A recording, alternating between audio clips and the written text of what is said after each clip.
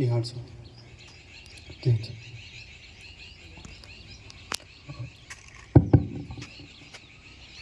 ભાવસારી police station ખાતે લોકસંવાદમાં ઉપસ્થિત તમામનું સ્વાગત કરું છું. પહેલાં તો માફી ચાહું છું, થોડું લેટ થઈ ગયું. આપ લોકો કદાચ અડધો કલાકથી બેઠા હશો, પણ રસ્તો થોડો સમજવામાં થોડું ગેરસમજ થઈ એટલે થોડું લેટ થઈ ગયું. માફી ચાહું છું આપ તમામને. સૌથી પહેલાં પ્રશ્નો લઈ લઈએ, પછી આપણે સંવાદ કરીએ. આજનો પોલીસ અધિક્ષક જે નવો વાવ-થરાદ જિલ્લો બન્યો છે એ પછી 4 સંભાળ્યા પછી લગભગ આ ભાવસારી ખાતે પહેલી વિઝિટ છે. એટલે મારી ઈચ્છા એવી હતી કે લોકોને, સ્થાનિક લોકોને મળવું, આગેવાનોને મળવું, સરપંચોને મળવું, તો ગ્રાઉન્ડ ઉપરની રિયાલિટી આપણને ખ્યાલ આવે, વાસ્તવિક પરિસ્થિતિ ખ્યાલ આવે. એટલા માટે આજનો એક પ્રકારનો સંવાદનો કાર્યક્રમ આપણે આયોજન કર્યું હતું. તો પહેલાં પ્રશ્નો લઈ લઈએ આપના, તો પછી મને પણ આપણી સાથે ચર્ચા કરવામાં થોડી અનુકૂળતા રહે. આપ કોઈ પણ પ્રકારના સંકોચ, કોઈ પણ પ્રકારના એવા વગર કાંઈ પણ આપની રજૂઆત હોય, પ્રશ્ન હોય, કહી શકો છો. આપના જે કાંઈ પ્રશ્ન હશે અહીંયાથી લખી લેવામાં આવશે, અને માત્ર લખીને એવા પણ પ્રશ્ન હોય આપ કહી શકો છો. આપ પ્રશ્ન કહો, પછી આપણે સંવાદ કરીએ.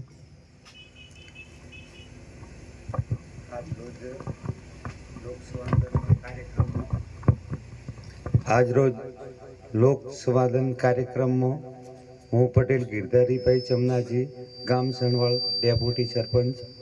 મને સાહેબશ્રીનો ખૂબ આ વર્ષની અંદર 3 થી 4 મિટિંગો રાખતા હોય છે. અને પહેલા વખતે એસપી સાહેબ ઢોભા પધાર્યા હતા, એ વખતે કીધું હતું કે અમારી બાજુ તો ખાસ કરીને તો પ્રશ્ન આવતા હોય તો તે જાગીરી વખતથી રસ્તા હોતા એના નકશા નથી, તો એ રસ્તાનો પ્રશ્ન મેટર પહેલી આવે છે સાહેબ. બીજા નંબરમાં જે રીસર્વેથી ફેરફાર થઈ ગયેલ છે એમાં સીધા આગા પાછા થયેલા, એની અંદર જ્યારે હાલ રીસર્વેનો શેડો થઈ અહીંયા થાય તો ઓલો કે જૂનો શેડો આ હતો, મારો આ હતો, આવી રીતનો સાહેબ એક પહેલો પ્રશ્ન થાય. આવી રીતના એક રીસર્વેના ફેરફારના શેડાનો અને એક ભાઈએ ભાગ જમીન પડેલી હોય એના રસ્તાનો આ મેઇન પ્રશ્ન છે.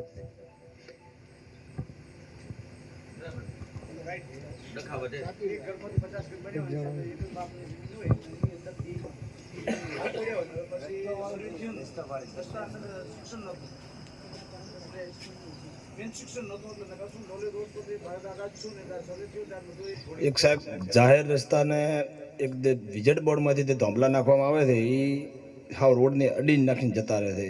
એ મોટો પ્રોબ્લેમ. કોઈક દાડો નચૂક કોઈનો એક્સિડન્ટ થાય તો મોટી દુર્ઘટના ઘટે. પૂરા વાવ તાલુકાની વાત કરું છું. મેન રસ્તામાં કોઈને પૂછ્યા, કોઈ ખેડૂત ના નહીં પાડતા, એ બોનું બતાવે કે ભાઈ એમાં ખેડૂત નહીં નાખવા દેતા. તો એમના માટે થોડી વ્યવસ્થા કરવા વિનંતી સાહેબ. જાહેર રસ્તાને હાવ રોડની કિનારે નાખેલા હતા હમણાં, હાવ રોડને અડીને, તો એમને થોડું મદદ કરવા વિનંતી સાહેબ. સૌપ્રથમ આપનો પરિચય આપજો. પ્રાગાભાઈ ગુંડાળિયા, મેઘવાળ સમાજમાંથી સરપંચ તરીકે વાત કરીને. મારું નામ પટેલ રતનસિંહભાઈ મોતીભાઈ બાલુંત્રી. આ વખતે છે વધારે પાણી આવવાથી, બીજા ગામોનું પાણી આવવાથી અમારા ગામમાં હાકેલ પાણી પડ્યું છે. એટલે આ તો વખતે ગમે તે તકલીફ વેઠી, પણ હવે એનો નિકાલ થાય એ વસ્તુ બને એ કાયમી નિકાલ થાય માટે છે. કોઈ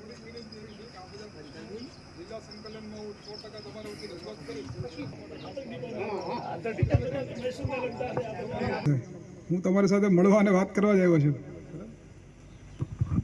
આપના વિસ્તારની કોઈ તકલીફ હોય એમાં અમે તમને મદદરૂપ થઈ શકીએ તો સાહેબને એ જણાવશો. પટેલ રમાભાઈ કુંભારડી, પૂર્વ સરપંચ. અમારો સાહેબ આ માવસરી ઓતરિયાળ છે, એટલે જે પોલીસ સ્ટાફની અંદર કર્મચારીઓ છે એમને ક્વાર્ટરોની ખૂબ તકલીફ દેખાય છે. આપ પણ જાણો છો, તો અદ્યતન ક્વાર્ટર પણ બની શકે એવું પણ મારું એક સૂચન છે. જેથી કરી અને પરિવાર સાથે રહી શકે તો સેવામાં થરાદથી લોબ અપડાઉન કરવો પડે એ મુશ્કેલી ન સર્જાય. અને બીજું જે ચોકીઓ છે એ ઉપર પણ થોડી હજી વધારાને ચોકીઓ મજબૂત બને અથવા વધારાની જરૂર જણાય એટલે ચોકીઓ તો બનાવવામાં આવે તો પણ આ સીમાડો થોડો સુરક્ષિત રહી શકે. ભાઈએ અમારા ડેપ્યુટી માજી સરપંચને કીધું, બરાબર કીધું. મને એવું લાગે કે આપને જીઆરડી સ્ટાફ છે અથવા કોઈ હોમગાર્ડવાળા છે તે આવી વધારે ભરતી કરો, અને બોર્ડર વિસ્તાર છે જેની જગ્યા ખૂબ સરસ રહે. આખો બોર્ડર વિસ્તાર છે તો ખૂબ છોકરાને ભરતો કરો તો એક છોકરાની રોજી મળે અને પ્રજાને પણ સુરક્ષા રહે. જય હિન્દ.